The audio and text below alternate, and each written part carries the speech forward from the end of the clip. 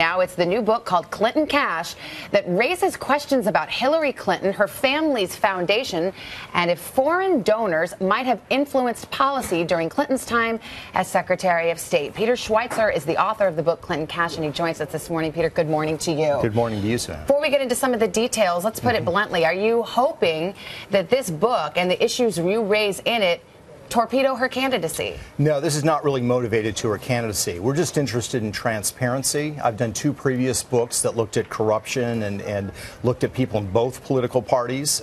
What we have with the Clintons is a very unique arrangement in American political history, where you have a powerful, public figure whose spouse is involved with all these foreign entities. But if a person were to read your book and believe every word in it, wouldn't that be disqualifying given the issues you raise? You're basically saying that people donate to the Clinton Foundation, run by her husband, and get favorable treatment by the State Department, run by Hillary Clinton. Yeah, I mean, certainly the evidence, I think, is pretty shocking and could have that implication. But really the motivation is consistent with my previous work, is to look at this whole issue of corruption and self-dealing. And I think it raises serious questions. You raise a lot of questions.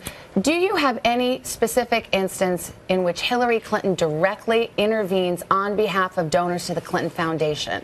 Well, it's a great question, Savannah. What we have is a pattern of behavior. I was not in any of these meetings. I can't look into Hillary Clinton's mind. I certainly can't look at her emails. So the question becomes, what is this pattern? And this pattern consistently shows that donors give large sums of money to the foundation, or they pay Bill Clinton a lot for a speech. There's a policy action that's taken to the benefit of that donor. In some of those instances, Hillary Clinton is actually reversing course on previous policy positions. So that's why my recommendation is somebody with subpoena power, with investigative capabilities, should look at this behavior. You think this is something that could be criminally investigated? I think it should be. I don't go in with the assumption that it was criminal, but I think it warrants further investigation. Let's be clear, though, and I think you're pretty straightforward about this in your book. If everything in your book were put before jurors, let's say, in a court of law, and we're told they can assume it is true, have you proven a quid pro quo?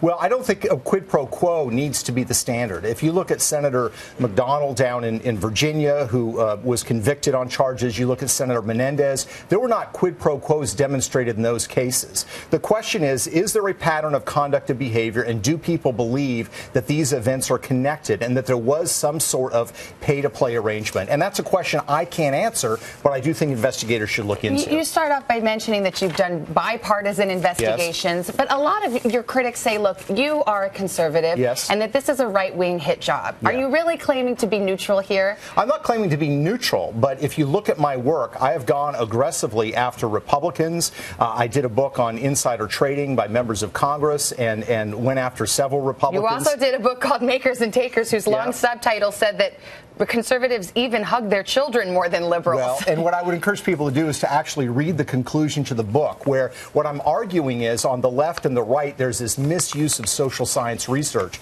to score political points. It was a humorous title. That's the reason it was put that way. Gotta go. Jeb Bush is your next target. Yeah. You got a headline coming out of that so far? Just we're looking into a lot of things, everything from an airport deal to land deals, but we're in the middle of that investigation. We've been on it about 4 months. All right. We'll look forward to that. The book is called Clinton Cash. Peter Schweizer, thank you very much. Appreciate it.